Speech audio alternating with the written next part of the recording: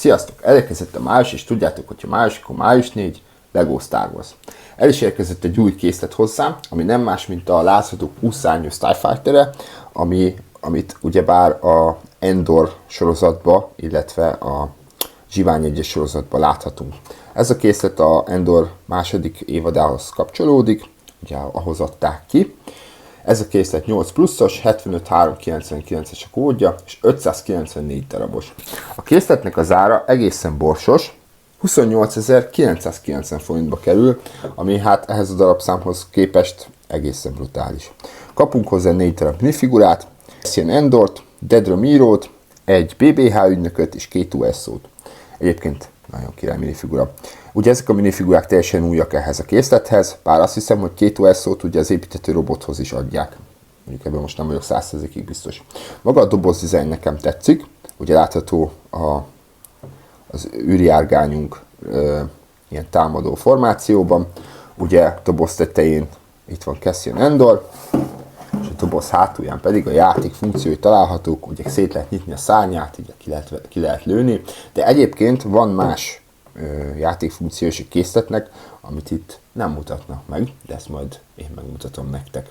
Úgyhogy nekem maga a doboz tetszik, ugye ez még a régi fajta nyithatós doboz. A készlethez 6 darab származó zacskó érkezett, egy matrica ív, egy kicsit vaskosabb füzet, és egy darab printelt alkatrész sincsen a készletben.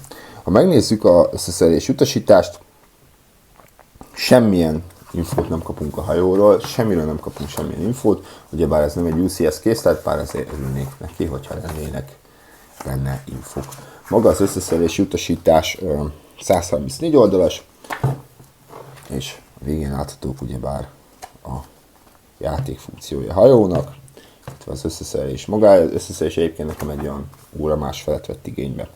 De nézzük először a minifigurákat. Ugye itt van nekünk Cassian Andor, teljesen új minifigura, egy darab arckifejezés, két darab arckifejezéssel érkezett, van egy ilyen kicsit ilyen zsiványabb, illetve egy ilyen nagyon komoly arckifejezése. Kapunk hozzá egy ilyen Dark Brown hajelemet, amiből szerencsére nekem 2 is volt a készletben érdekes módon. A minifigura torzója printelt elől, és hátul is, és mondjuk jó lett volna, hogy karjára is kapunk valami printelést. A lábán is van printelés, bár ez gyengén látszik sajnos, ugye erre a sötét-barna lábra rányomtatták ugye a reddish brown mintát, illetve ezeket a fekete mintákat nem nagyon látszik. A minifigura kezébe kapunk egy kis pisztolyt, úgyhogy ez egy egészen remek minifigura, teljesen új, mit mondtam ez a készlethez. Aztán itt van nekünk Dedra Meero, ő is egy egészen különleges minifigura, bár nekem nem tetszik, hogy a fekete lábra rányomtatták ezt a fehéret, és nagyon elüt, tehát hogy nekem valamiért nagyon nem tetszik, tehát ezt meg tudták volna oldani másképp is, vagy nem tudom, hogy ez nagyon látszik, hogy a torzótól elüt a lábból a nyomtatást, szóval szerintem ez annyira nem szép. Kapunk egy teljesen új sapka, illetve hajelemet, ugye neki is 2 arckifejezése van, egy nagyon mérges, illetve egy ilyen komolyabb, neki is van egy kis pisztoly a kezébe, a karjaira ő sem kapott semmilyen printelést, viszont a torzója neki is elől is, hátul is printelt. De viszont, mint mondtam, nem tudom, hogy tudták így elmondani a lábát erre a fekete lábra, ez a fehér nyomtatás, ez borzasztó. Aztán itt van a következő minifiguránk, aki BBH ügynök. Ugye neki a kezébe kapunk egy pajzsot, illetve egy nagyobb fegyvert, hogy ezt is tudjuk gyorsan távolítani a kezeiből, és nézzük is meg a minifigurát azonnal.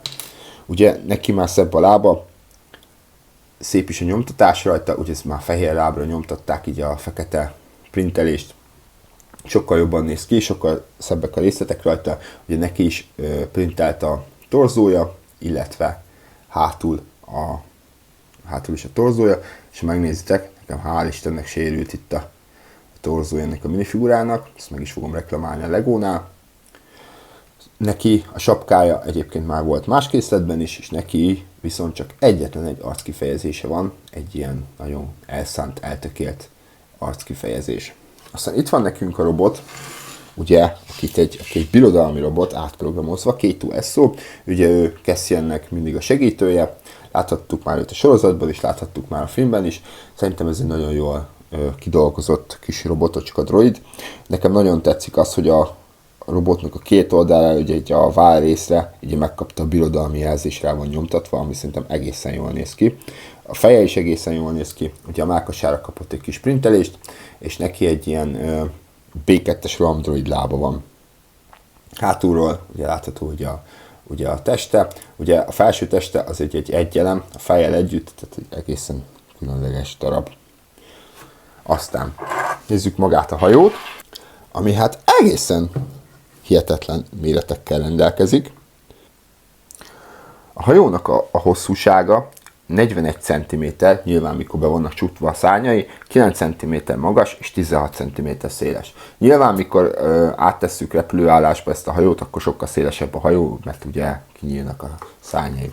De nézzük meg magát a hajót.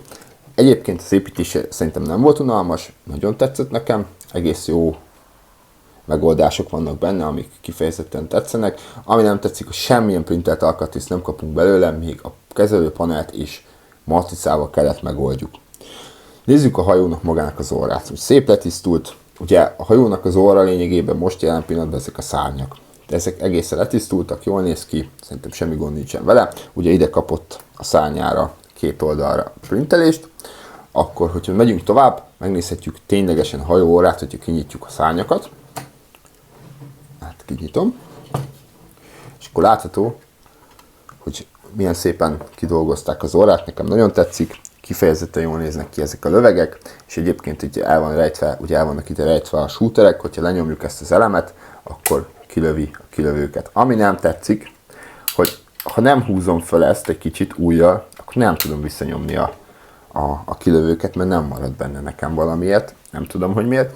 Úgyhogy ez egy kicsit negatívum így a hajó részéről. De menjünk tovább, ha megnézzük, ugye itt a pilótafülke. A pilótafülkében is van egy játékfunkció, ugyanis itt be kellett építenem egy ilyen mechanizmus, hogyha ezt megnyomom, akkor egy kicsit kinyitja így a szélvédet, és akkor ki tudom nyitni, és ezt Cassian Andort be tudom ültetni. Látható, hogy belülről kapott egy ilyen matricázott kezelőfelületet, amit kaphattunk volna printeléssel is, természetesen sokkal jobb lett volna.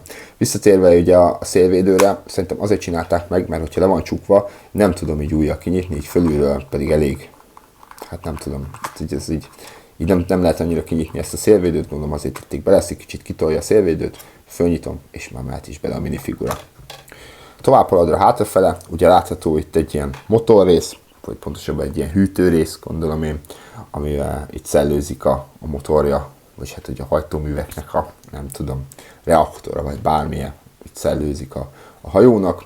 Ugye kapunk 4 darab hajtóművet, amik szerintem egészen jól ki vannak dolgozva, ugye 2 oldalanként, tök jó meg lett csinálva, egészen masszív, stabil darabok, nem esnek le, nem is mozognak annyira. Ugye ezek a hajtóművek ikonikusak, tehát láthatók, azért rendesen próbálták élethűre csinálni, vagy pontosabban filmhűre ezeket a hajtóműveket. Megnézitek mind a két oldalról, tök jó. Kapunk hozzá én szerintem ez egy teljesen újfajta sárga elem. Nem emlékszem, hogy találkoztam volna más készletben ezzel a sárgával. Egy ilyen teljesen érdekes árnyalata van, és ha megnézitek, ugye itt is kapott egy ilyen sárga matrica elemet. Hasonlít egyébként a matrica színe érdekes módon az eleméhez, tehát hogy ezt most kifejezetten jól csinálta meg a Lego. Hogyha tovább haladunk a hajó testre, itt egy következő dolog, ami nekem nagyon tetszik, tehát itt ugye kellett csinálni 2 darab ajtót, és egészen jó építési technikát alkalmaztak ezzel az átlátszó panellel, nekem tökre tetszik, tökre ötletes. Ugye kinyitjuk a 2 oldalát a hajónknak, ugye volt a hajónknak egy raktere, vagy hát pontosabban szállító tere, ugye a filmekben, hogy látható, hogyha beszálltak oda az emberek, akkor ott volt igazából nekik a szállító részleg. Itt kapunk valami kis épített, valami kis dobozt, ami sajnos ténylegesen nem doboz, csak egy ilyen plétekből összerakott doboz illusztráció. Ha megnézzük előről, ugye látható volt a filmben is, előről a hajónak az alja ilyen nyitott, pontosabban üveges, tehát ki tudtak nézni belőle a szereplőink. Ezt itt is meg akarták oldani, többé-kevésbé sikerült is, egy ilyen átlátszó panellel csinálták meg, amit egyébként le is tudunk nyitni, és akkor a lyukon át tudnak nézni a minifiguráink. Mint ahogy itt is látható, itt is ezeket az átlátszó paneleken így ki tudnak kukucskálni minifiguráink. Hátulról is nyitható egyébként, bár sok mindent ide nem tudunk betenni a hajóba. Itt is van egy picike kis raktér, esetleg 1-2 fegyvert valamit be lehet ide rakni, de egyebet, semmi mást. Nem úgy, mint a raktérbe, ugye ide be tudjuk tenni fölülre a pilótafülkébe endorunkat, Cassian endorunkat, illetve ide alulra pedig K2SO-t be tudjuk súfolni. Hogyha hajónkat át akarjuk rakni támadó, illetve repülőállásba, akkor fogjuk, lenyitjuk ugye ezeket a szárnyakat, ugye ilyen gömbcsuklós megoldással oldották meg, és itt ha hátra fordítom, akkor is teljesen jól ott marad, nem fog elmozdulni nekünk a szárnyunk, és már mehet is a csatába a mi kis repülőnk. Egyébként így a doboz méretéhez viszonyítva tényleg egészen elképesztő így a kezemben, hogy fogom a készletet, hogy mekkora. Tehát én sokkal kisebbre számítottam, persze természetesen láttam a méreteit, meg néztem, stb. Hogy mekkora lesz, de tényleg egészen elképesztő az, hogy mekkora méretekkel rendelkezik ez a hajó, ahhoz képest, hogy 594 darabos. A hajó alján igazából semmi érdekesség nincsen. Próbálták részletgazdagra csinálni, nyilván alulról sosem dolgozok ki annyira a Lego a járműveit, mint amennyire mi elvárnánk, vagy szeretnénk, de hát ezt már megszokhattuk. Úgyhogy ez lett volna a készlet, srácok. Nekem nagyon tetszik, én vártam is ezt a készletet, illetve természetesen meg van rendelve a Slave 1-es is, UCS Slave 1-es is. Nagyon várom, hogy megérkezzen és bemutathassam nektek. Úgyhogy köszönöm szépen a figyelmet, srácok, írjátok meg a véleményeteket kommentbe, mit gondoltok az új készletekről, mit gondoltok erről a készletről, mit gondoltok a videóról, bármi. Várom a kommenteket, nyomjatok egy lájkot, iratkozzatok fel a csatornára, és szép napot nektek. Sziasztok!